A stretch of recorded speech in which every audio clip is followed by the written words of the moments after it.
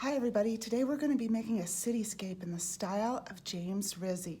It's actually lots of fun. The buildings are people or animals, and it's very brightly colored and has lots of humor and fun.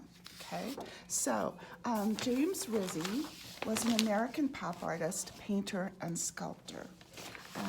He rose to fame with his brightly colored vivid images and 3D cityscapes, prints, and illustrations. James Rizzi was born in Brooklyn, New York, and he really loved New York. Some of you might recognize the Rizzi birds in the sky that we did in first grade. He's very famous for the lovebirds, and you can see them in lots of his work. But today we're going to be concentrating on a cityscape. We're going to be doing buildings that are either people, funny people, or they're going to be animals of some kind. We're going to think about lots of things in the sky. He loved aliens and space, so he used stars. Sometimes this one, there's the sun and the moon, so it's night and day at the same time, showing night and day at the same time. This one also has the same theme of night and day at the same time. He likes to make his buildings funny characters, whether it's an animal or it's a person. You'll also notice there's no words, numbers, or letters, okay? Also, in the front of his pictures, he liked to celebrate that Manhattan is an island, and so he would either put some sort of water with boats and fish and things like that, or a subway train with people traveling to and from work, or someplace to have some fun. So today we're going to do 1, 2, 3, 4, 5, 6, 7 buildings. And in order to fit it on our paper, we're going to need to be thinking about overlap. I want each building, please, to have lots of different kinds of windows, okay? So sometimes the windows are the face of the building. Sometimes the windows are just adding extra details to the buildings. So lots of pattern, lots of fun. Sometimes you can have people looking out of the building. Sometimes you can have different kind of creatures looking out of the building, okay? We talked about up in the sky too. There's an alien here in mine, a Rizzi bird, a sun. I scumbled in the sky because I wanted it to have a different look than the water. So maybe if you're doing water in the front of yours, you might want to think about that. So when you're planning your picture, you're planning your cityscape, you want to first decide, are you going to do water at the front or a subway train, okay? So I'm gonna do a horizon line, or where earth and sky meets, just to kind of plan that. And I think I'm gonna do water here.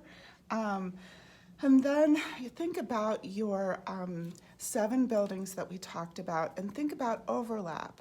In mine, some of them are small and some of them are tall, okay? Some of them are in front and some of them are in back. So, when you're planning that out, you can use pencil. If you feel confident, you can use marker first like I am, but when I'm planning, I usually like to use pencil so that I can change my mind if I want to, okay? So I'm gonna make my first building, and it's gonna feel kind of like a building, regular old building first, but then I'm gonna think about maybe it's a little pig. Okay, so I'm going to have the little piggy ears coming out like this, just to kind of remind myself, but I'm still planning, so I'm not going to get too detailed. And then my next building, I think, is going to be one of my people building, and maybe I'm going to do a pumpkin tooth line up here so that it can have some funny hair to it. Okay, and then my next building, maybe this one is going to be a cat. So I'm going to start right away planning out my cat, maybe some cool cat eye windows, and a triangle nose, and maybe some whiskers, okay? Just to remind myself that this one's going to be a cat. Now, I have 3 buildings, but I'm more than halfway through my paper. So maybe I want to think about, maybe there's an overlap building right here, okay? And maybe this one has kind of crazy hair a little bit, okay?